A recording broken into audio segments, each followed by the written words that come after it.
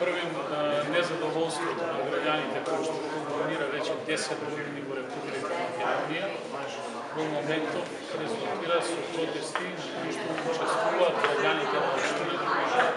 Ние како Совет не влегуваме во ниеден тип на организација на овие протести, но како граѓани, почнувајќи од мене самиот, ги подржувам.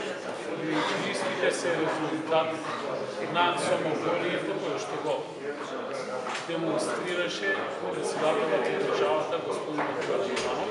Апсолутно ги подржуваме сите граѓани, сите граѓански невладини здруженија и политички партии кои што дадоа поддршка на овие протести, бидејќи имаат целосен легитимитет да го искажат своето незадоволство на ваков еден демократски начин.